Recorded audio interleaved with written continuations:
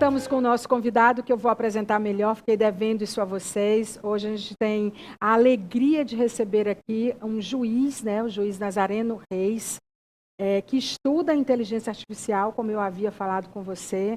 O doutor Nazareno, além de juiz federal em auxílio ao Supremo Tribunal Federal, é mestre em Direito, com dissertação sobre decisões automatizadas de proteção de dados. É professor universitário e pesquisa. Ele é eu acho que das pessoas que a gente olha assim da área do direito, talvez você seja o mais atualizado, porque você tem uma atuação e uma pesquisa muito preditiva. Faz tempo que você está estudando isso, tanto que você tem um mestrado nessa área. E o nosso objetivo de trazer o doutor Nazareno aqui para o nosso programa é discutir a questão da inteligência artificial aplicada ao direito. Quando a gente fala sobre isso, tem muitos tópicos.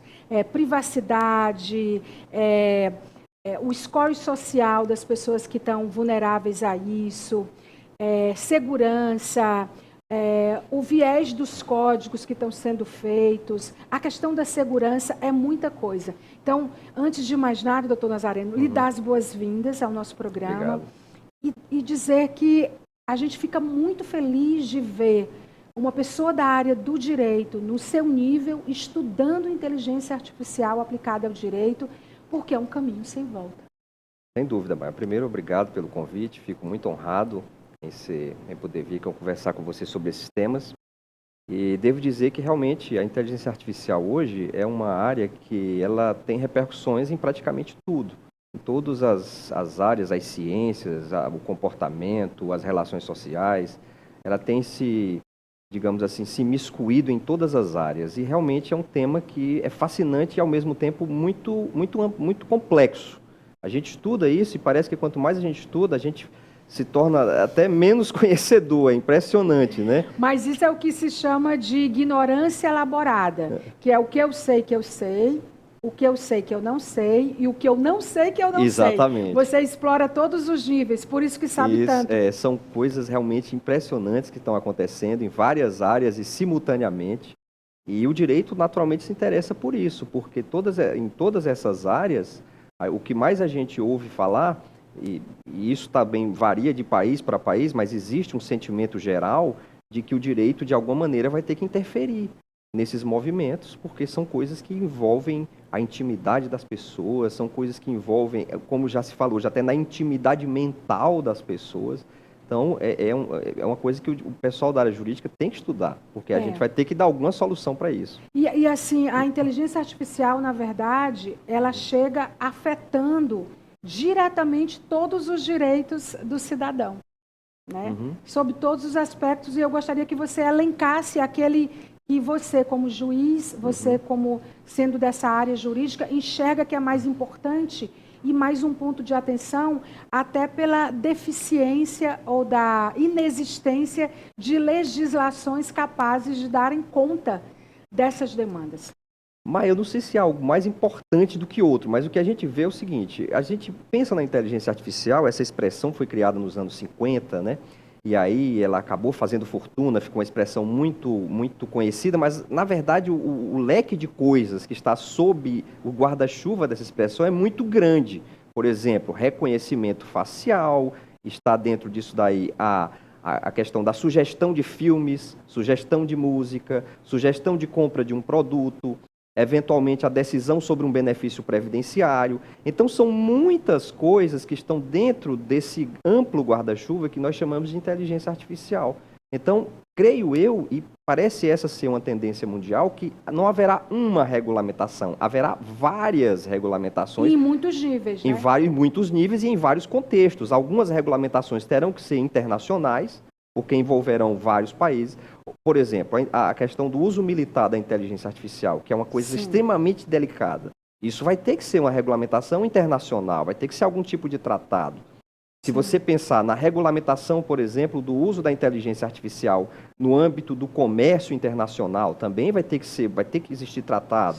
Já outras coisas são mais localizadas, como pensemos, por exemplo, nas chamadas cidades inteligentes. Digamos que uma determinada cidade resolva adotar inteligência artificial para multar os veículos.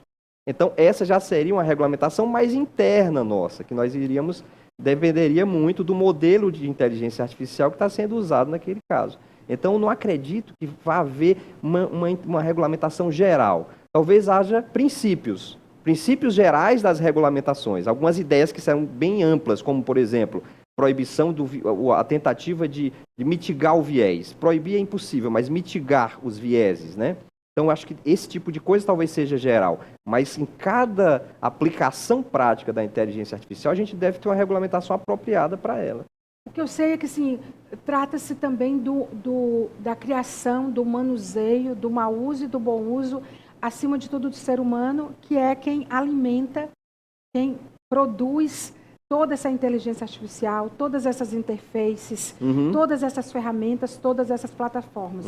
Você falou do uso militar da inteligência artificial, é muito temeroso, porque, assim, de fato, o que a gente vive é, para alguns especialistas, no nível de uma terceira guerra mundial, porque os pilares éticos, as limitações não estão postas.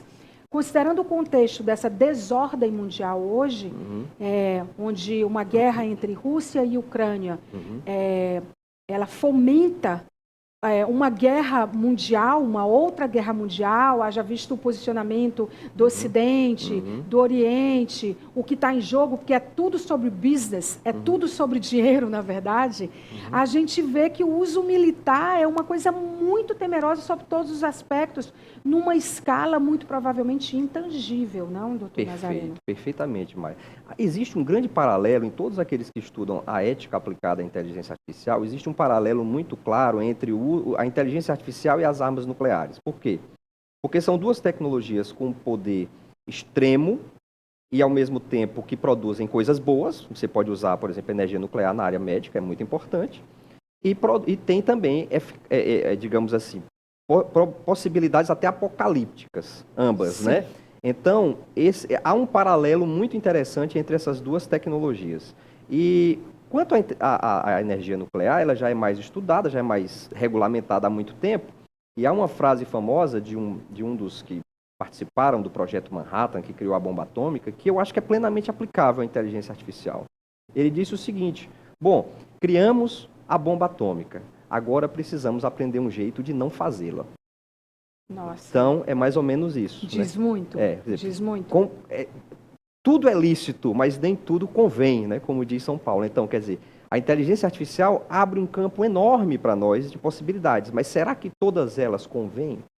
Será que nós podemos usar a inteligência artificial para tudo que é possível usar?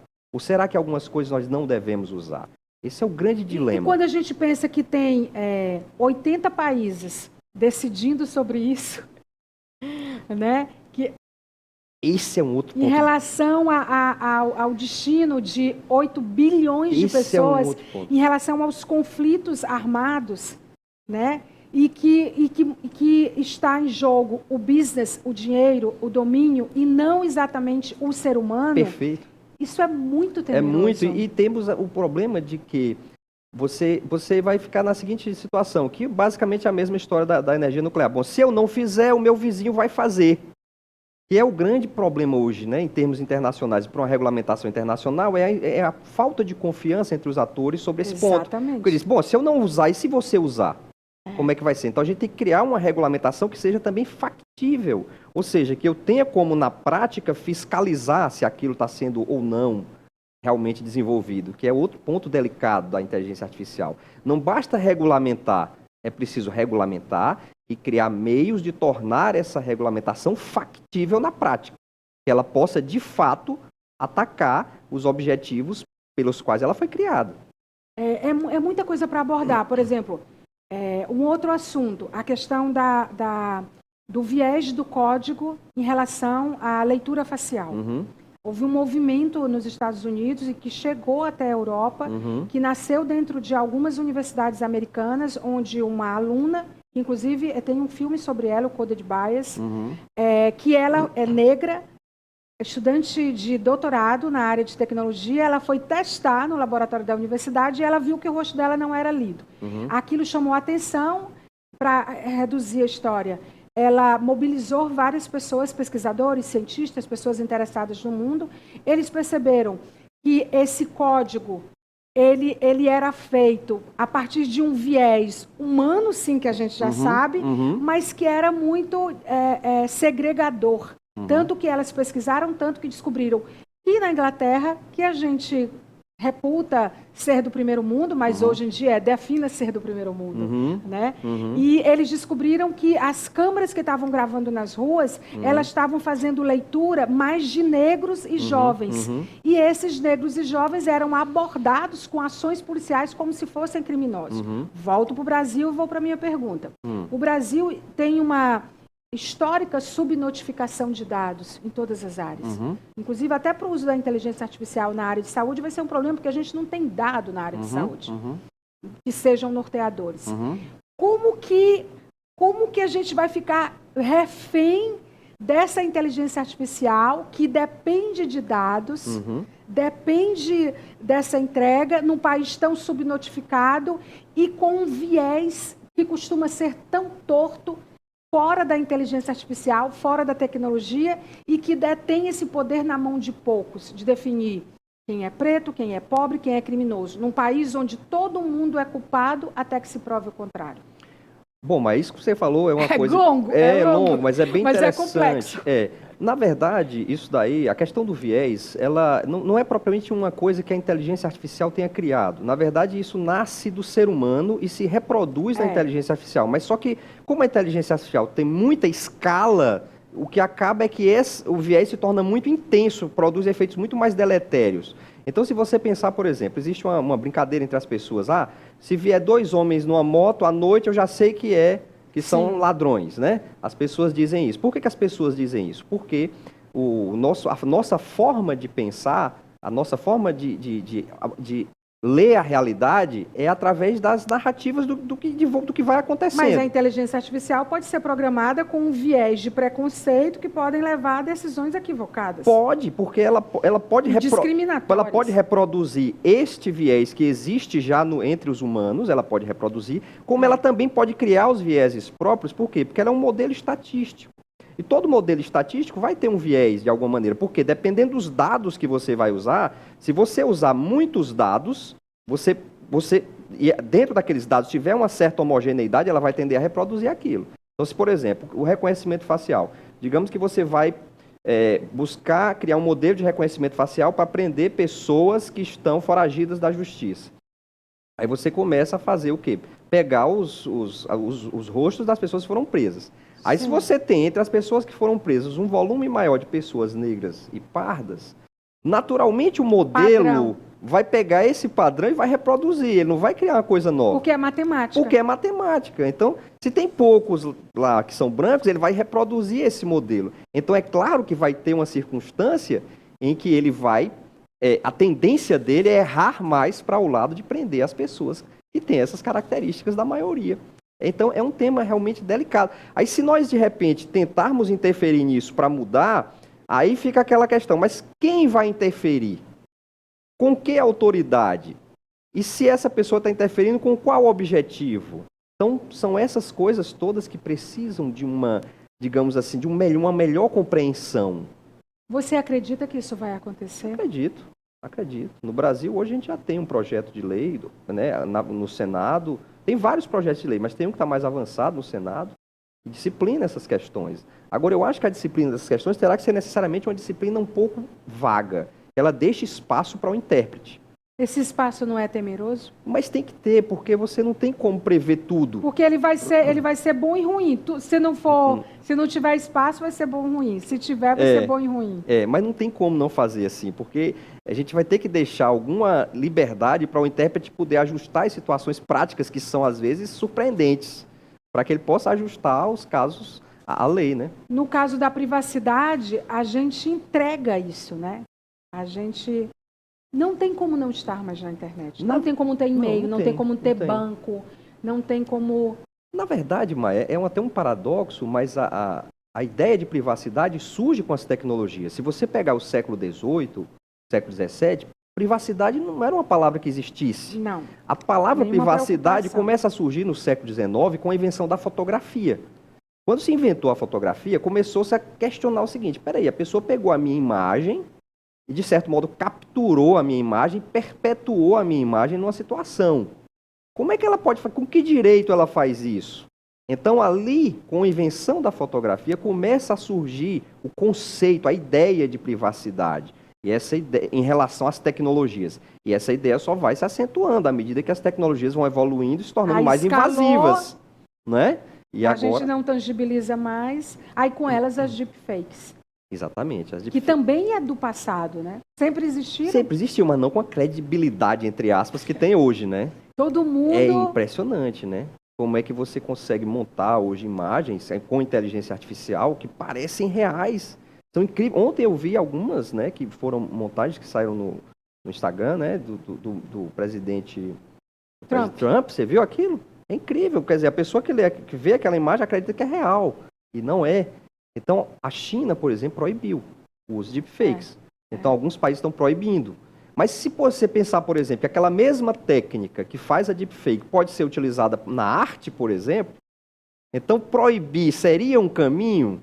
Ou será que talvez o caminho fosse a gente criar nesses programas uma espécie de marca d'água que indicasse que aquilo é uma imagem? Como se faz com dinheiro, Isso. que está em extinção, entrando em extinção. Então, são todas situações que estão sendo colocadas. Eu vi uma imagem assim, muito interessante, né?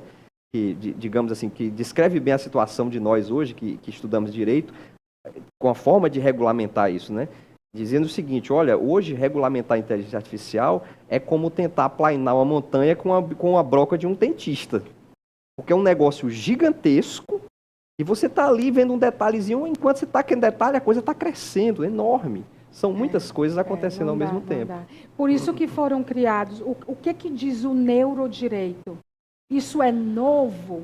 Isso conversa com esse universo que a gente está mencionando aqui? Sim, Maia. O neurodireito é uma categoria nova que tem sido explorada por alguns estudiosos. O Chile está muito avançado nisso.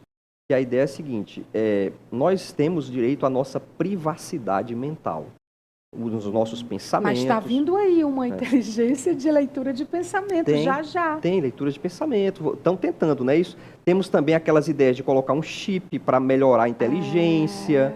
Tem muita coisa acontecendo, né? Que está, de certo modo, tendo como alvo o nosso cérebro, a nossa forma de pensar. E tem cobaias humanas Isso. disso. Talvez nós possamos até ser sem saber, eventualmente.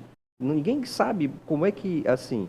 A gente pode ter algum tipo de pesquisa com os nossos dados, eventualmente, não estou dizendo que haja, mas... porque já tem que o nosso tempo de atenção, de visão, é de 8 segundos. Isso.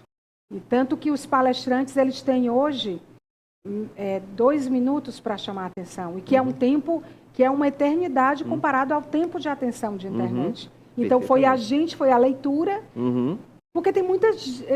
a gente está sendo muito estudado. Muito estudado, exatamente. E em grande escala, não é só uma pessoa, é todo mundo. Né? Todo mundo está usando os computadores. E o neurodireito, ele chega para... disciplinar esse tipo de situação, protegendo a nossa privacidade mental. Exemplo? Por exemplo, digamos que surja um equipamento que seja capaz de aumentar a nossa inteligência. Como é que vai ser o acesso a esse equipamento? Tem que ser equitativo. Porque senão você vai criar sub-humanos. Pessoas extremamente inteligentes, de um lado, e outros que não chegam a esse... Mas isso já está desenhado, né? Já é um pouco... Bom, é possível que aconteça, mas aí o direito sempre, quando tem esses contextos de assimetrias, o direito sempre tenta, de alguma maneira, equilibrar um pouco isso, né? Mas os motores de conversão são... o chat, né? O GPT que está aí, né? Eles estão aí para provar que tem coisa que vai ficar, tipo... Relaxa, nada está sob o seu controle.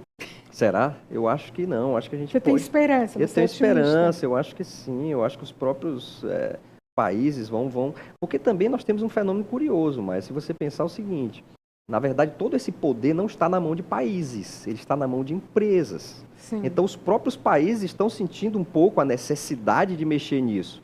Até alguns autores dizem que nós vivemos um tecnofeudalismo, porque eles dizem o seguinte, olha, nós temos ali alguns feudos, alguns senhores feudais são donos realmente do que de fato interessa, e os soberanos, que são os estados, não conseguem se impor diante desses senhores feudais. Que o poder foi diluído, não, doutor Nazareno? Antes o poder ficava nesses feudos, né? Esse poder feudal, eu tô trocando uma ideia. Mas eu acho que as empresas, elas dependiam disso. Hoje, as big techs, São mais as poderosas que os grandes estados. empresas, milhões de vezes, os estados dependem das big techs. Exatamente. Né? Uma lógica que se inverteu completamente. Pois é, mas eu acho que vai ter digamos assim, a reação estatal em algum momento. E a regulamentação é justamente essa reação, para tentar impor algum tipo de controle. Mas não um controle no sentido de limitar a inovação. Também a gente não pode achar que inteligência artificial só tem coisas negativas. Claro que não.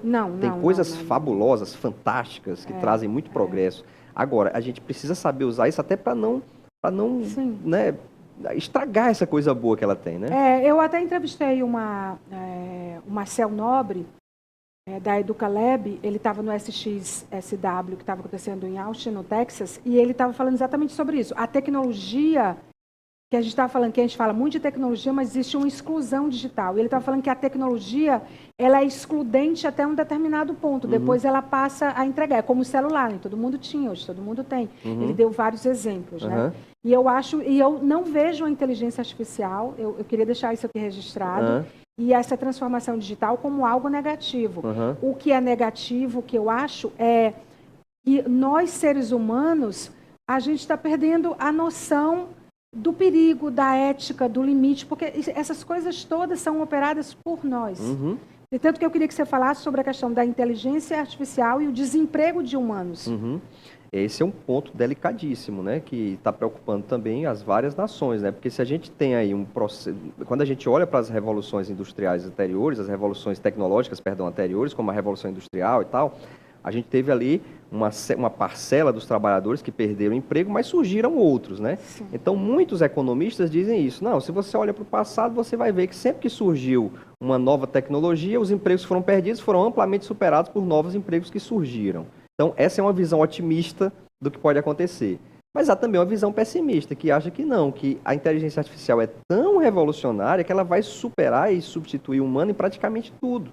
Porque aquilo que nós achávamos que era só nosso, e é ainda, felizmente, que é a questão da inteligência, do saber, ela está se apropriando. Então, da cognição, da né? Cognição. A gente tem uma inteligência quase cognitiva na área. E aí, então, talvez as pessoas tenham uma linha de pensamento que acha que vai ser o seguinte, que vai ter um pequeno grupo de pessoas que vão poder se ocupar e um grande contingente que não vai se ocupar e que vai ser mantido por benefícios sociais.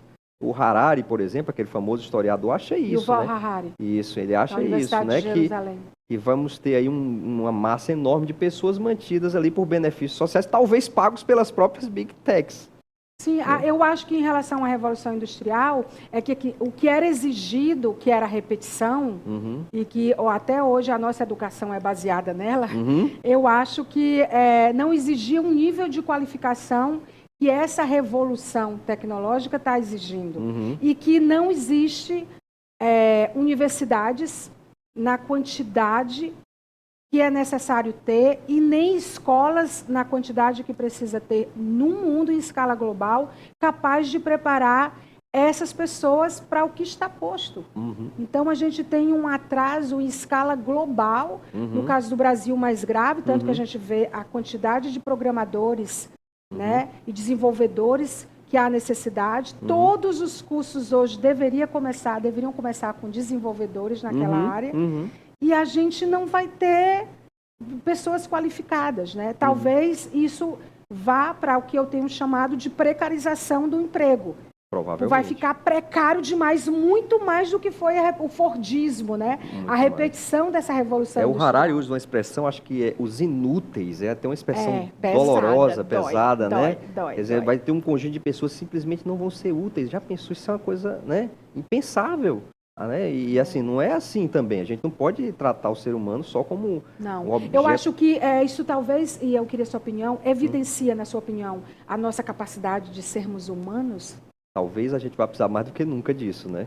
Da empatia, né? De se colocar no lugar do outro, de perceber que a dignidade humana não reside apenas na sua capacidade de trabalhar, mas também na sua própria condição de ser humano. Eu acho que isso é uma coisa que a gente... As empresas estão prontas para valorizar essas habilidades? Não Em sei. detrimento da Eu tecnologia? creio que ainda isso o pessoal não acordou ainda para isso, mas eu creio que em algum momento vão ter que discutir Vão ter que isso. despertar. Tem uma corrente forte que é a sua, da Uhum, qual eu já vi que você faz parte, eu uhum, faço, embora eu tenha que fazer as perguntas uhum, difíceis, aham. né, que realmente acredita nisso. O que seria a superinteligência e o X-Risk? Isso daí é o seguinte, Maia, existe uma discussão, né? E alguns, por exemplo, o Stephen Hawking, que morreu há pouco tempo, Sim, né? O da próprio Elon física. Musk, né? É. Eles acham que é possível, em algum momento, que a inteligência artificial supere a inteligência humana e que ela atinja até um nível de autoconsciência e que isso poderia, né, levar ao risco de extinção da humanidade, né? É uma hipótese apocalíptica que não Musk. deixa de ter um certo, né? Ele até diz assim, olha, vai chegar um momento que o ser humano vai construir uma super máquina capaz de superar o seu próprio entendimento e essa super máquina será a última construção humana, porque aí ela vai fazer as outras máquinas. Quando eu vejo o Musk falar disso, eu fico preocupada, porque assim, o que a gente entende por super nesse momento, na foto de hoje, seria o quântico, né? Tanto que Uhum, existe uma ameaça de cibersegurança, de uhum, guerra uhum, cibersegurança, né? uhum, Nessa área, porque a IBM está construindo um mega computador quântico e que uhum, ele vai poder ser isso aqui uhum, ao custo da bagatela de US$ 15.000 uhum, e que no quântico todas as pessoas que têm muito recurso, porque é uhum, muita grana, uhum, US$ 15.000, mas para muita gente uhum, vai ter ataques que serão impossíveis de serem derrubados na velocidade quântica desse uhum, supercomputador, que eu uhum, cito a IBM, mas tem outras frentes na área uhum, quântica, né? uhum, Então, assim, o que demorava 1 minuto para você derrubar um ataque cibernético, hoje vai uhum, ser segundos com o quântico.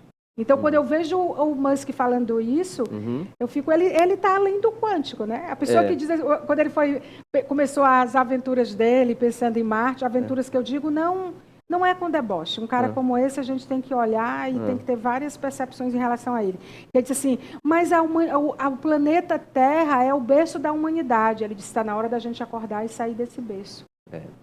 Pode ser exagerado, mas de alguma forma é uma coisa que a gente tem que pensar, né? Não precisaria nem chegar nesse nível, basta você pensar na história do uso militar. Houve um encontro recente na Holanda sobre esse ponto e uma das unanimidades lá foi que não se pode usar inteligência artificial para disparar armas nucleares. Isso daí parece que é uma coisa que tem que deixar no manual. Isso não pode ser entregue para os computadores totalmente. Pois é, mas se alguém entregar, Pois é. não é? Se eu- É uma coisa. E aí? Quer dizer, aí não seria a inteligência artificial que iria nos destruir do ponto de vista da própria inteligência artificial, mas das armas nucleares. É. Então são riscos que, ou mesmo a utilização da inteligência artificial em pesquisas na área de saúde. Eventualmente se pode, de epidemiologia. Como é que isso está sendo feito em alguns lugares? Em alguns países é bem transparente, mas em outros não. De repente se cria uma superbactéria, quem sabe? São temas assim que E nos também, e assustam. também a última abordagem é sobre o Hum, score social, né? De uhum, quem é tipo assim, não existe no que a gente está falando hoje. De novo, não é com pessimismo, é com análise de uhum. contexto. O que fica mais vulnerável e menos vulnerável em relação aos 8 bilhões de pessoas que somos hoje? Sem dúvida, o score social já é aplicado em alguns países. A China, nesse ponto, é bastante avançada, né? Aí, o score social é o quê? Aquela contagem de pontos por tudo que você faz durante o seu dia. Então, se você passa um sinal vermelho, você perde pontos.